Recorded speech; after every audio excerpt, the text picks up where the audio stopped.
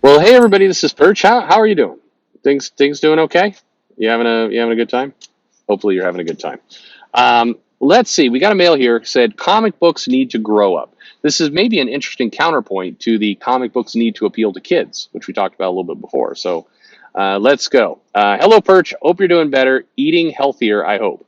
I always eat healthy. I don't feel good though. Like I can't breathe half the time, and it sucks. So hopefully, I don't know. Texas air must blow. I'm not sure, or it's maybe some allergies or something wrong. I've been sick for a little while, and you see, you start when you get older, and yes, mumbles. I am older. You start to, it starts to dawn on you that you don't get healthier as fast as you used to, and then you start thinking of mortality and death, and then you find yourself in a Waffle House somehow. Anyway, that's what it's going. Anyway, this was a comment I made on your character aging video, but I think it deserves discussion. I think, to be honest, the comic industry is not aging or growing. The properties and the characters don't change, adapt, or grow, and readers, the one who's buy it monthly, kind of stay the same. The whole get new audiences thing has to be a lie because you're selling Daredevil, a character made in the 60s, to a kid born in 2000s.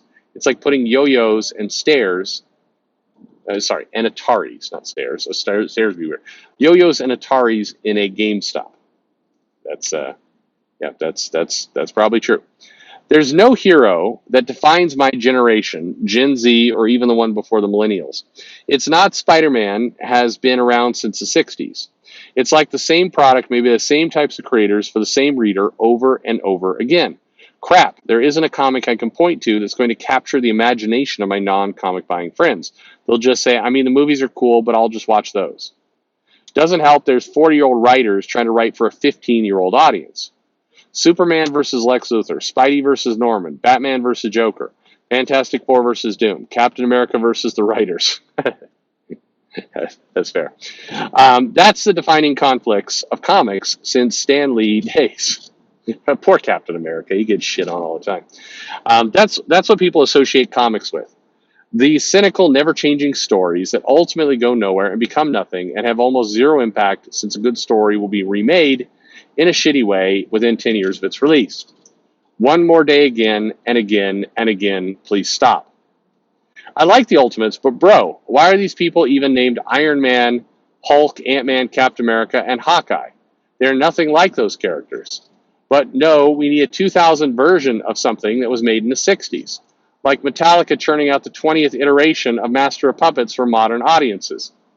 Or putting out Casablanca today. Why would you do that? For likes and retweets from geriatrics? God damn.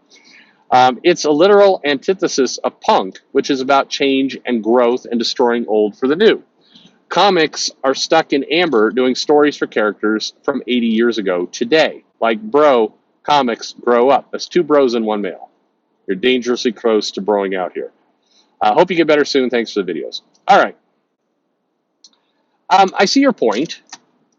I don't think it's all inclusive. So I think you can keep making Spider-Man and Captain America and Hulk because I think there are people who, like a lot of stories, like James Bond, like Harry Potter, like Star Wars to some extent, they would like to just keep seeing those stories.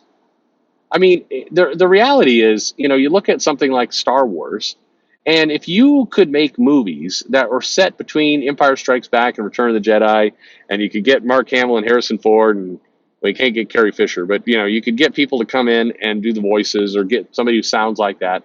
I mean, hell, maybe get some voice actors who sound like those actors, and just make Pixar level animation or something told in that era. You get a lot of attention. People would like that. Yes, it is telling the same story. Yes, it is stuck in amber, and yes, it's just doing the same thing all over again. But that's not bad. It just shouldn't be everything. And I think where Marvel is concerned, and to be fair, Marvel tries to do this. They are trying to come out with Miss Marvel and Miles Morales and these new versions of characters, and that is an attempt to say we are doing something new with new characters. The problem is they put those new characters often in the same situations, as the old characters. And for some reason, they believe that the key to making this new character work is to give them the identity of the old character. And that's it's like they're almost willing to take the plunge to tell completely new and different stories with different characters, but then at the last second they yank themselves back and they intentionally slap on a lot of the old IP because they're insecure about their ability to actually reach that new audience.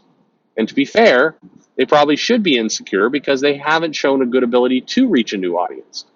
They've shown lots of ability to keep getting the same old audience.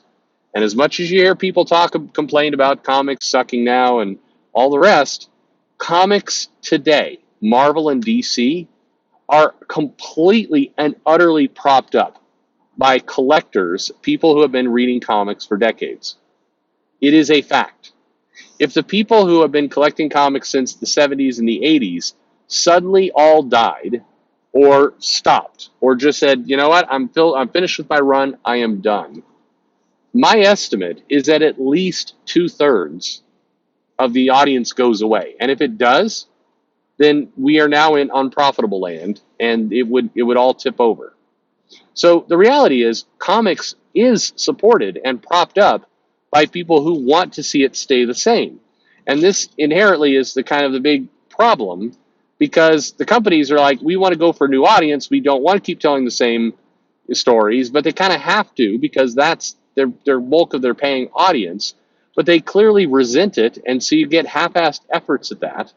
And so nobody is happy. Nobody is winning. When the answer, I think, is right in front of their face. Marvel should absolutely create a new Ultimates line. DC should absolutely create a White Knight line. Sorry, a line like the Ultimates, like of new characters. They absolutely should do that. Start telling stories in that universe, but feel unconstrained to, you don't need to call them Hulk and Captain America and Iron Man or Batman. Just go nuts. Kill Batman. Bring some new things in. Do something completely new. That's all right. In the White Knight series, we've got the children of the Joker in there, the twins. That's good. They're two cool characters. They're new. They're going to have their own path, do new things. Great. That's exactly what they should do. They should do more of that, and they should branch out. They've got an imprint. Why not? Do it. The Ultimate line was successful for Marvel. They should keep it going. And they should try and tell stories that are just different, that do not have these same characters, same legacy, same hang-ups. Go new. At the same time, tell your iconic core characters. You can do both. Frankly, you can do both and more and still cut your comics line down by 50%. You don't need to publish 80 comics to accomplish this. You can publish 40. Hell, 40 is still a lot. I mean, you can do 15 comics in the current DC universe, and your audience, stop fucking around. Make your audience are people who have been collecting comics for 20, 30 years. Go for iconic. It is not the time to try and tell people that, Joe Mullen is a better Green Lantern than Hal Jordan and John Stewart will ever be. Don't tell that story. It's a stupid story. Tell stories with John Stewart, Hal Jordan, Barry Allen, Wally West, Superman, Clark Kent, Bruce Wayne, Batman.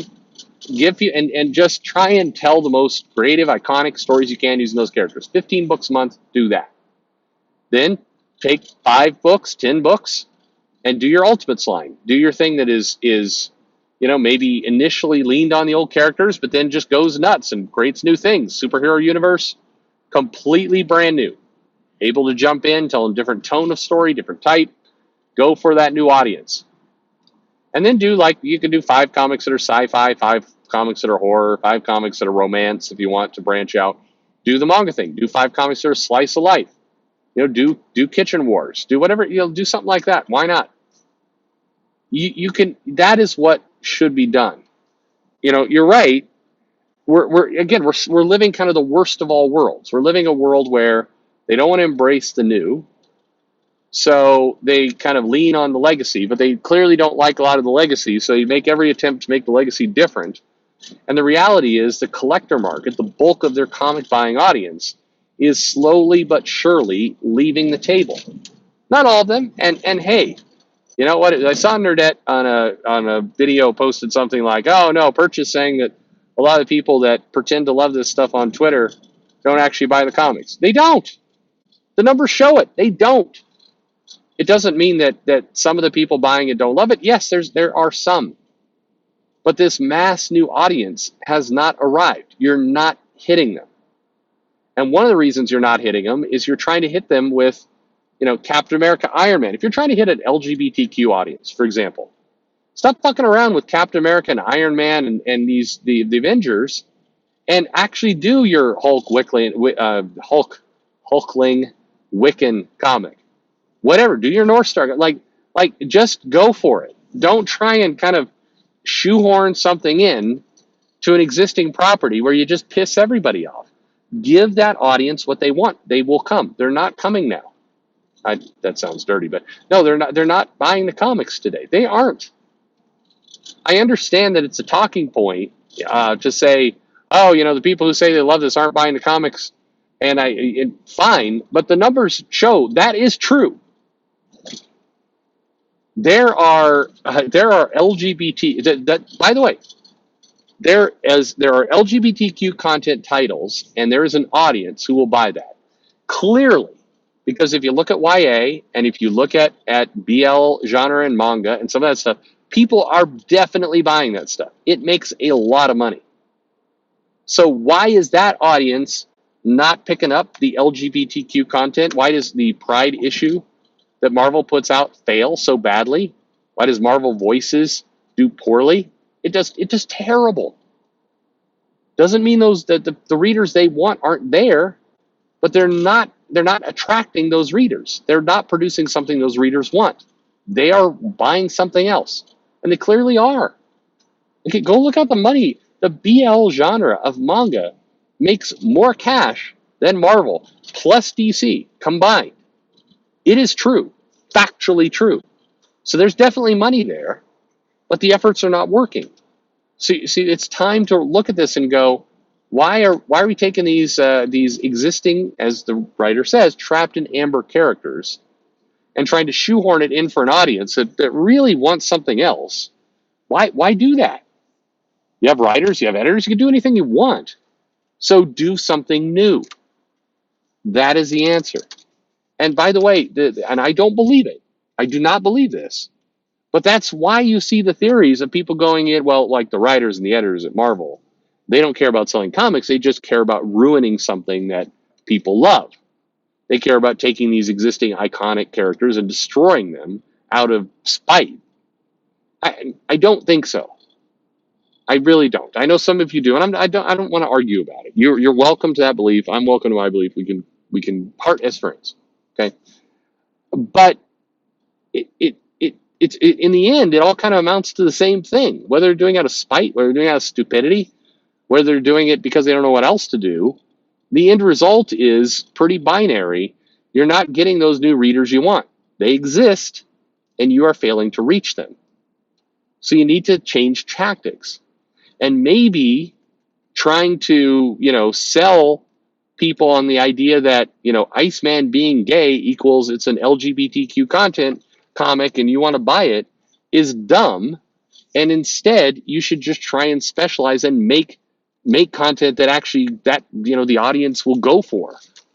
That's what the others are doing. That's what YA is doing, and it works. So anyway, good mail. Thank you very much. That's my take on it.